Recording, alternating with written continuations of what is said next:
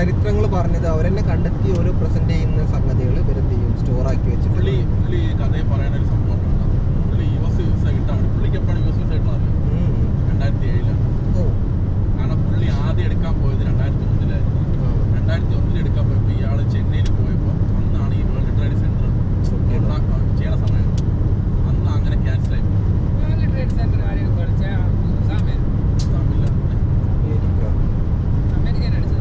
ഇവരെന്താ ചെയ്യാന്ന് പറഞ്ഞാല് ഞാൻ ആലോചിക്കട്ടെ ഒരു ഇത് അതിന്റെ കുറേ വീഡിയോ ഉണ്ട് ഡോക്യുമെന്ററി അതായത് അത് നോക്കിക്കഴിഞ്ഞാൽ മനസ്സിലാവും. അതായത് ഈ പൊട്ടുന്ന സംഗതി ഉണ്ടല്ലോ ഉള്ളിന്ന് സ്ഫോടനം നടക്കുക എന്നൊക്കെ പറഞ്ഞു കഴിഞ്ഞാൽ അതിന്റെ അർത്ഥം എന്താ?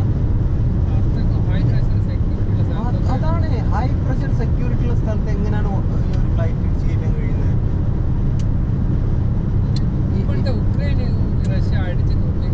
ഞാൻ അങ്ങനെ കേട്ടത് ആരോ പറഞ്ഞു സത്യമാണോ കേട്ടോ.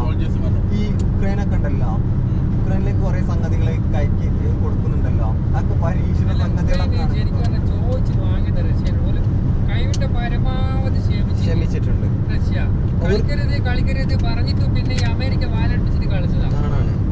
അവര് വിചാരിച്ചു നമുക്ക് അമേരിക്ക ബാക്കിയുള്ള രാജ്യങ്ങളൊക്കെ സപ്പോർട്ട് തരുമെന്ന്. മനസ്സിലായോ? റഷ്യ കയറി അങ്ങനെ ആയിരിക്കില്ലേ?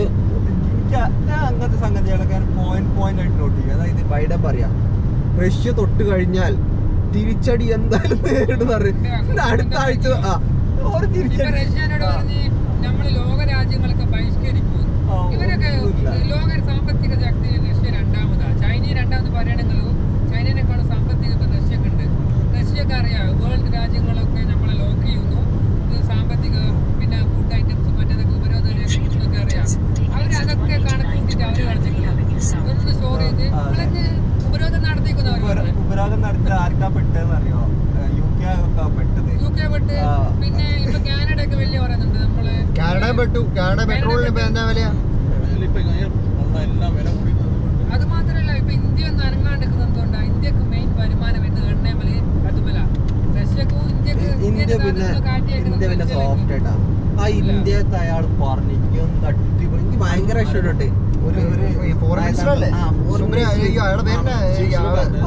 മറ്റുള്ള ഏഷ്യൻ കൺട്രീസിൽ നടക്കുന്ന സംഗതി ഒന്നും നടക്കുമ്പോ അതൊന്നും നിങ്ങളെ വിഷയമല്ല. നിങ്ങളെ നാട്ടിലെന്തെങ്കിലും നടന്നാൽ അത് നമ്മളെ വിഷയമാണ്. ഭയങ്കര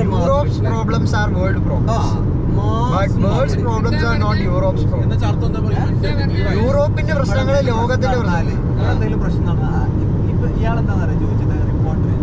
അതായത് പിന്നെ ഇങ്ങനെയുള്ള പ്രശ്നങ്ങൾ നടന്നിട്ടും ഇന്ത്യക്കാര്, അതായത് യുക്രൈൻ പ്രശ്നമൊക്കെ നടന്നിട്ട് ഇന്ത്യക്കാർ എന്തുകൊണ്ടാണ് പിന്നെ ഒരു സപ്പോർട്ട് ഒരു സംഗതി പറയാത്തത്? അപ്പൊ അയാൾ പറഞ്ഞതാണ് ഏഷ്യൻ കൺട്രീസിൽ എന്തെങ്കിലും നടക്കുമ്പോൾ അത് നിങ്ങളെ പ്രശ്നമല്ല, പക്ഷെ യൂറോപ്പിൽ എന്തെങ്കിലും നടത്തി കഴിഞ്ഞാൽ അതിങ്ങനെ നമ്മുടെ പ്രശ്നമാണ്. എന്നെങ്കിൽ അയാൾ കൂടുതലായിട്ടൊന്നും പറയാനില്ല. അതിന്റെ ഇന്നർ മീനിങ് എന്താ?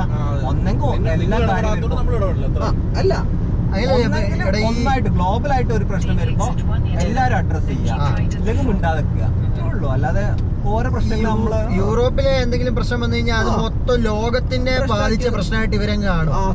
ലോകം മുടിയാൻ പോകുന്നേ, നമ്മളിപ്പോ ചാവുകയെന്നൊക്കെ പറഞ്ഞേ.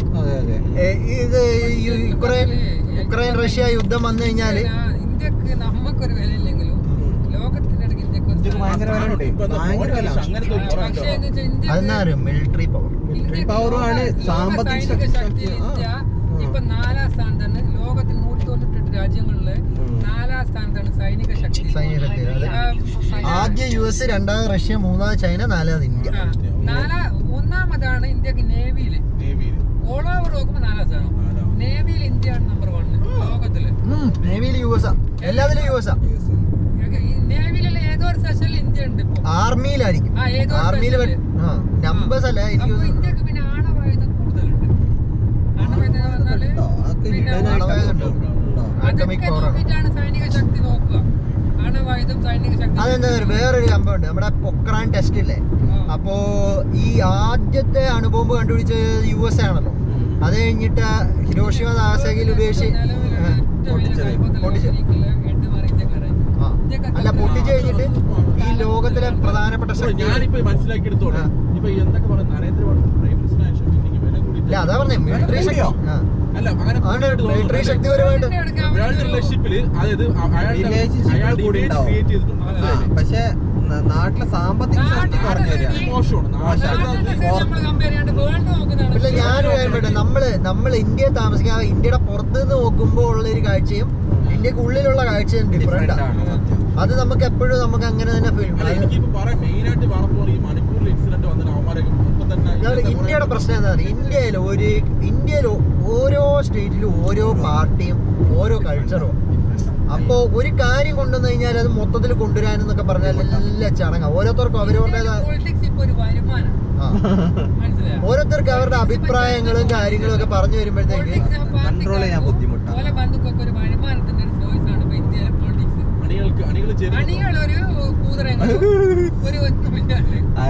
അല്ല അഖിൽമാരിപ്പോ പറഞ്ഞ കേട്ടോണ്ട് പറയാട്ടോ. ഓൻ പറയാ ഇതൊരു ആട്ടുംകാട്ടാണ്, ഇത് സാധാ മനുഷ്യന്മാർക്ക് കാണിച്ചു കൊടുത്താൽ പറയും ഇത് ആട്ടുംകാട്ടാന്ന് പറയും. പൊളിറ്റിക്കൽ ഇതിൽ പറഞ്ഞു കഴിഞ്ഞാല്, അല്ല പൊളിറ്റിക്കൽ ക്ലാസ്സിൽ പറഞ്ഞത് ആട്ടുംകാട്ടല്ല, ഇത് ചോക്ലേറ്റ് ആന്ന് പറഞ്ഞാൽ അത് ചോക്ലേറ്റ് ആണെന്ന് എല്ലാരും അണികൾ പറയും.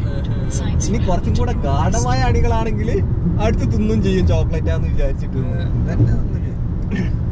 ഇപ്പൊ അങ്ങനെ ഈ CPM-കാർ വായി പൊക്കുന്നില്ല കേട്ടോ എന്ത് പറഞ്ഞാലും. കാരണം എന്താ പറഞ്ഞാല്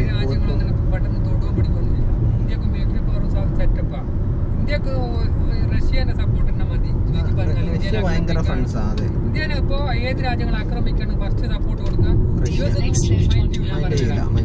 US പാകിസ്ഥാന് ഫ്ലൈറ്റ് ജെറ്റ് ചെയ്ത് കൊടുത്താണ് നമ്മളെ വെടിവെക്കാൻ വേണ്ടി. കാശ്മീർ യുദ്ധം വന്നിട്ട് ചൈനക്കാർ അപ്പാടെല്ലാം പാകിസ്ഥാൻ അടിച്ച് നേരത്തെ കളിക്കില്ലേ കാർഗിൽ യുദ്ധത്തില് 2 ദിവസം കൊണ്ടല്ലേ പരിപാടി. അതില് ഇന്ദിരാഗാന്ധിയൊക്കെ അത് പറഞ്ഞിട്ടുണ്ടെങ്കിൽ ഭയങ്കര മാസ റിപ്ലൈ ആയിരിക്കും. അതായത് ഇന്ദിരാഗാന്ധി അന്ന് നമ്മള് കേൾക്കുന്നതാണ് വീഡിയോയിൽ, അന്ന് പറഞ്ഞിട്ട് മാസമായിരിക്കും.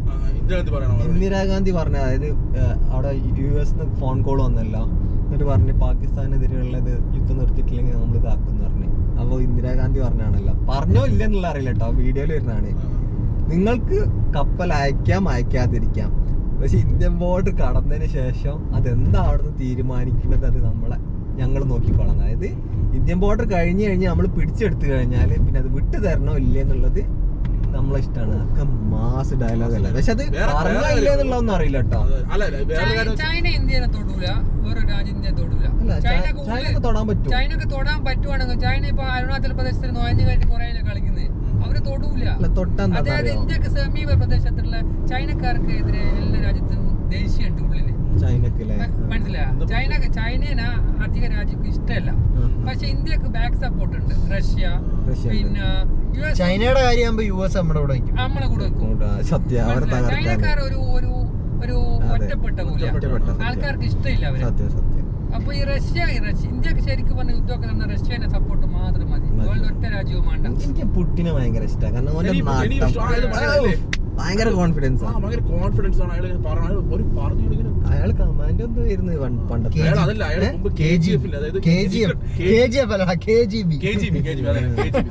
ഭയങ്കര ജർമ്മൻ മതില്, അതായത് അയാൾ ഇങ്ങനെ അത് പൊളിച്ചപ്പോ അയാൾ ഒറ്റയ്ക്ക് അയാൾ പറഞ്ഞ് അത് ഇത്രയും ആൾക്കാരെന്ന സമയത്ത് പറഞ്ഞ് നിങ്ങൾ ഒരുത്തൻ വന്നു കഴിഞ്ഞാൽ ഞാൻ വെടിച്ചു കൊന്നു തുടങ്ങി.